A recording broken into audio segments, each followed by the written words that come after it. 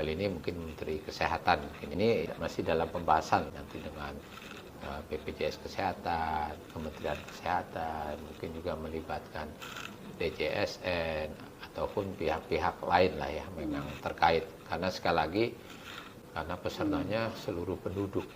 Kembali tadi penetapan kelas rawat inap yang namanya kris ini memang dikatakan paling lambat tuh ya 30 Juni 2025. Jadi kalau sekarang udah awal Juni ya kurang lebih setahun. Jadi memang masih ada waktu ya untuk kita semua ini termasuk media untuk ngasih masukan mungkin ya kaitannya dengan turunannya tadi ya. Baik nanti bentuknya bisa mungkin Permenkes atau mungkin bisa juga Perpres. Tenang aja lah, kadang isu di lapangan gitu ya. Ya wajar sih namanya. Setiap ada sesuatu yang baru karena masih dalam proses teknis implementasinya, jadi ya masih bingung, khawatir apakah nanti seolah-olah hanya satu kelas atau masih tetap seperti sekarang ada kelas tapi memang ada standarnya tadi. Jadi jangan sampai misalnya kelas 1 di rumah sakit A kok sama dengan kelas 2 di rumah sakit B. Ya, harusnya sama kan. Jadi rumah sakit dimanapun ya sama. Yang kelas 1 itu maksimal misalkan berdua, ya nggak ada nanti yang bertiga. Dan seterusnya. Luasnya harus sekian, ya sama kurang lebih. Walaupun memang tadi untuk proses terutama fisik, memang fisik itu kan mungkin nggak mudah, nggak cepat, bahkan butuh biaya mungkin ya yang cukup besar ya. Beda kalau memang nanti bangun baru lah ya. Nah, mungkin itu. Jadi tujuannya sih baik lah menurut saya supaya ada standarisasi ya. Jangan sampai beda-beda antar rumah sakit, antar daerah. Tapi Pak, maaf, dengan iuran yang berbeda, apakah itu ada keadilan kan gitu masyarakat, karena kan iurannya berbeda gitu ya. Betul. Nah ya, ini menarik. Bisa jelaskan itu, Mas? Bicara iuran lah ya. Ya konsep dasarnya JK ini kan tadi gotong royong. Memang gotong royong utamanya ya satu tadi yang sehat membantu yang sakit. Tapi di sisi lain juga kalau bicara gotong royong mungkin di kondisi masyarakat kita dengan latar belakang ekonomi yang beda-beda. Ada yang kaya, ada yang mampu, tapi ada yang ekonominya biasa, bahkan ada yang ekstrim mungkin yang tidak mampu, yang miskin, yang tidak kerja. Memang di situ juga ada gotong royong sebenarnya, subsidi silang. Jadi kondisi sekarang aja lah kita bicara misalnya. Iurannya sama, haknya sama kelas 1. Tapi iurannya mungkin bisa beda, ya kan? Kalau yang kelas 1 mandiri, PBPU yang mandiri, PBPU atau BP itu sama semua. Pasti kalau kelas 1 iurannya 150.000 per orang per bulan. Tapi kalau Bapak Ibu yang pegawai itu haknya sama kelas 1, tapi besarnya bisa beda itu. Nah, tadi ada yang namanya gotong royong, subsidi silang. Jadi bisa kalau yang satu perusahaan aja misalnya. Kalau yang sama nih karyawannya gajinya misalnya anggaplah 15 juta. Kan iurannya kalau total 5% tuh dari 12 juta berarti kan 600.000. Yang satu karyawannya belum nikah. Yang satu nikah. Punya istri 1, anak 3, haknya kan sama itu. Tapi kalau hitung per orang, yang satu seolah-olah haknya kelas 1 bayar 600.000, tapi kalau yang satunya kelas 1 juga, tapi berlima, seolah-olah bayarnya 120.000 ya. Kalau hitung per orang. Tapi sebenarnya tadi konsepnya gotong royong, subsidi silang lah ya. Jadi memang sehingga agak berbeda mungkin dengan konsep yang asuransi yang komersial ya. Karena komersial memang lebih menghitung yang namanya resiko. Dan resikonya biasanya dihitungnya benar-benar per orang istilahnya. Walaupun dia kadang ada konsep juga per entitas atau per badan usaha istilahnya. Sehingga tiap orang bisa beda itu. Terus tiap perusahaan bisa beda juga iurannya.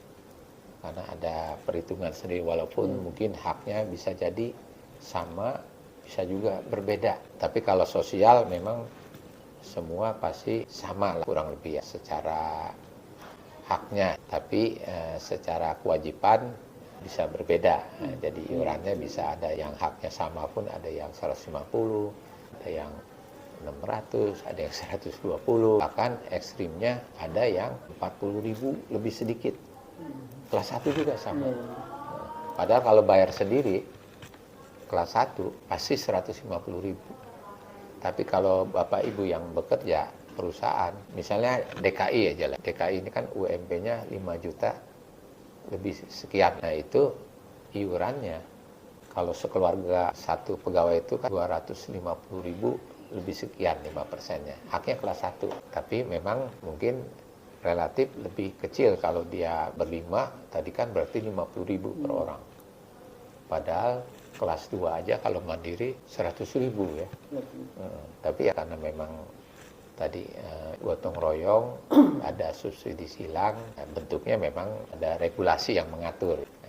Itulah harapannya. Jadi memang bicara iuran tentunya bisa jadi nanti apakah akan ada perubahan, ada review. Karena kita tahu iuran perubahan terakhir itu di 2020, jadi udah 4 tahun juga. Bisa jadi akan ada perubahan, tapi bentuknya seperti apa, besarannya dan sebagainya tentunya sama, masih dalam proses pembahasan apakah ada perubahan dari yang sekarang, baik besarannya maupun sistemnya. Kalau mandiri nominal, ya kan. Tapi kalau yang pegawai itu bentuknya persentase dari gaji. Kita belum tahu nanti, memang nanti tergantung konsep strict-nya dulu. Tapi kalau kami sih memandangnya paling tidak ruang rawat punya standarnya, tentunya dari sisi mutu bisa sama. Kadang ya persepsi orang macam-macam ya. Bicara standar aja. Standar itu ada orang yang berprinsip seolah-olah tanda kutip bukan yang terbagus, bukan yang terbaik. Tapi ada orang yang berpikir juga ya kalau terstandar, distandarisasi berarti kan baik, bagus. Terlepas nanti ada yang melebihi standar, tapi itu udah minimal, optimal, nggak jelek berarti. Karena ada orang yang berpikir kalau standar itu jelek kesannya. Nah, padahal di sini nggak, sebenarnya dengan distandarisasi supaya bagus. Nah, jangan sampai ada pasien dirawat ada yang satu ruangan 10 kayak model barak, sehingga dari sisi satu tentunya utamanya ya medis, kedua ya tetap memperhatikan mungkin kenyamanan. Ya kalau satu ruangan itu terlalu banyak, di konsepnya nanti kan memang maksimal satu ruangan itu 4. Sekarang kan ada yang lebih, pasti ada yang 6, bahkan ada yang lebih, jangan-jangan ada yang 8, 10 dan sebagainya. Nah itu yang sebenarnya ingin distandarisasi nanti. Pintunya ada nanti standarisasi, kemudian juga tirainya, luasnya, kamar mandinya dan sebagainya lah. Nah mudah-mudahan itu bisa jalan. Memang dalam proses itu termasuk review nanti kaitannya dengan kelas rumah sakit. Kita juga belum tahu nih apakah ketentuan kelas nanti ada perubahan. Kalau sekarang kan memang berdasarkan jumlah tempat tidur kurang lebih ya. Apakah nanti akan ada perubahan, penyesuaian, termasuk tarif kita bayar rumah sakit kan sekarang memang inasibikis ya. Jadi dia berdasarkan diagnosa, berdasarkan prosedur, kemudian ada kelasnya juga yang sekarang kan kelas rumah sakit kan ada A, B, C, D, bahkan ada A pun ada A khusus, ada pusat rujukan nasional, ada juga swasta. Itu ada ya ada perbedaan-perbedaan juga. Kita nggak tahu nanti apakah itu akan ada penyesuaian lagi dan sebagainya ya.